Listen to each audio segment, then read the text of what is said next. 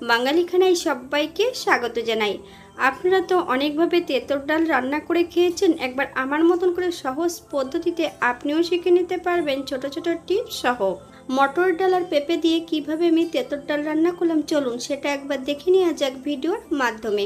আশা করছি আজকের ভিডিওটি ভালো লাগবে। সকল বন্ধুদের কাছে অনুরোধ করছি সম্পূর্ণ ভিডিওটি দেখার।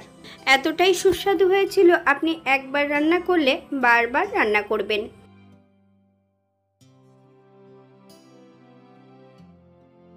এখানে আমি আগের থেকে বেশ কিছুটা মটরের ডাল নিয়ে নিয়েছি।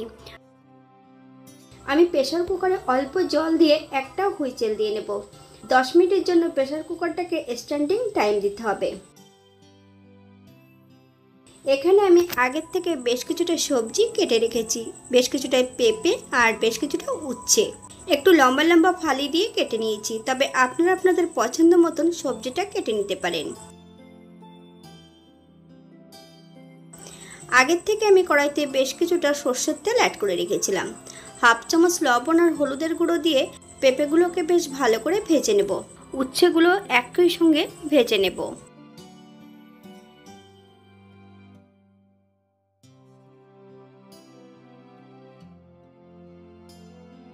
বাঙালি রান্না ঘরোয়া উপকরণ দিয়ে আপনাদের যদি রান্নাগুলো পছন্দ হয় তাহলে চ্যানেলটি সাবস্ক্রাইব করে দিয়ে পাশে থাকবেন। পাশে থাকা বেলটি বাজিয়ে দেবেন, নইলে নিত্য নতুন রান্নার নোটিফিকেশন পাবেন না। আমার এই চ্যানেলে আমিষ, নিরামিষ এবং মুগ ডালের তেঁতুল ডালটা দেওয়া আছে। আপনাদের যদি পছন্দ হয় তাহলে চ্যানেলটি ঘুরে একবার দেখে নেবেন।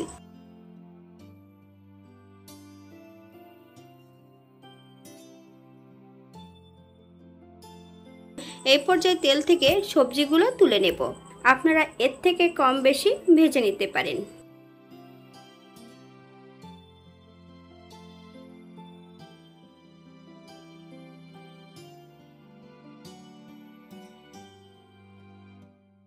একই তেলে রান্না করব। ফোড়নে রেখেছি হাফ চামচ ধনে আর হাফ চামচ সর্ষে।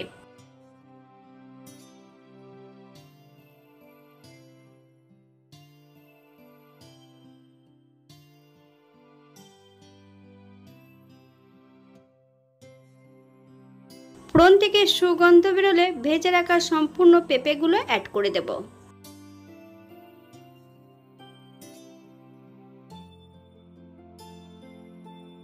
একটা তেজপাতা, সেদ্ধ করে রাখা সম্পূর্ণ ডালটা অ্যাড করে দেব। 3 থেকে 4 মিনিটের মতন হাই ফ্লেমে প্রথমে রান্না করে নেব। হাফ চামচ হলুদ গুঁড়ো, হাফ চামচ লবণ, আপনার স্বাদ অনুসারে লবণটা অ্যাড করবেন।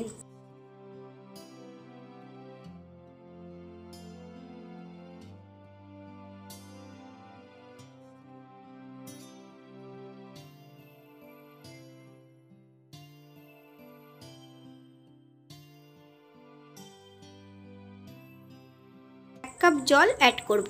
আপনাদের যতটা ডালের প্রয়োজন আপনারা ততটা জল অ্যাড করতে পারেন।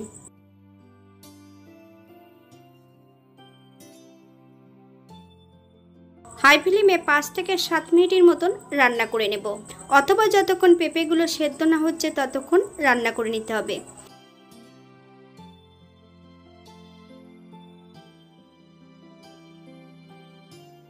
এখানে আমি আগের থেকে বেশ কিছুটা সর্ষে আর আদা বেটে রেখেছি।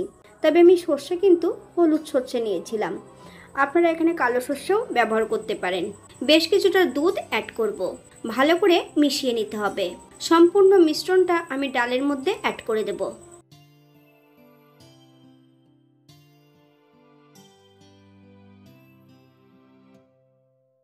ভেজে রাখা সম্পূর্ণ উচ্ছেগুলো অ্যাড করব। 1 চামচ চিনি, আপনারা যদি পছন্দ করেন তাহলে পরিমাণে বাড়িয়ে দিতে পারেন। চিনি অ্যাড করার পর বেশ কিছু সময় হাই ফ্লেমে রান্না করে নিতে হবে।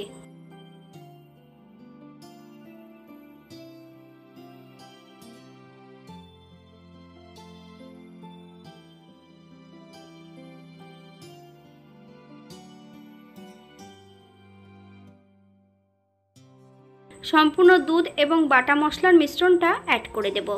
যখনই দুধের মিশ্রণটা অ্যাড করতে হবে গ্যাসের ফ্লেমটা কিন্তু লোতে রেখে আবারও 2 থেকে 3 মিনিটের মতন লো ফ্লেমে রান্না করে নিতে হবে।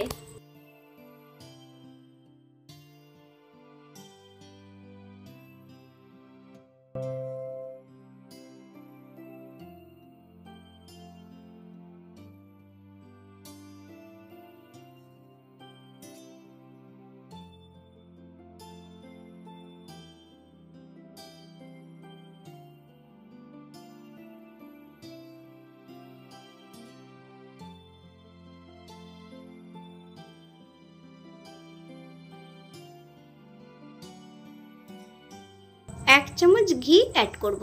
আপনারা যদি পছন্দ করেন তাহলে পরিমাণে বাড়িয়ে দিতে পারেন। গ্যাসের ফ্লেমটা অফ করে দিয়ে 5 মিনিটের জন্য স্ট্যান্ডিং টাইম দেব, তারপর সার্ভ করব।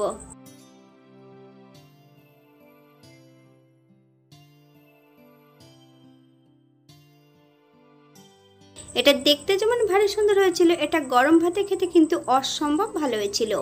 আপনার যদি পছন্দ হয় তাহলে বাড়িতে একবার একই পদ্ধতিতে বানিয়ে নেবেন।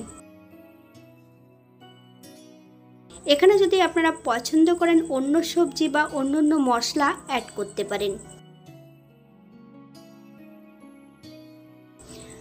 আজকের ভিডিওটি এই পর্যন্ত। সবাই সুস্থ থাকবেন, ভালো থাকবেন। অন্যদিন নতুন রেসিপি নিয়ে আপনাদের সামনে আবার আমি হাজির হব। নতুন ও পুরনো সকল বন্ধুদের অসংখ্য ধন্যবাদ ভিডিওটি দেখার জন্য। হাতে যদি সময় থাকে তাহলে একটা লাইক, কমেন্ট, শেয়ার করবেন।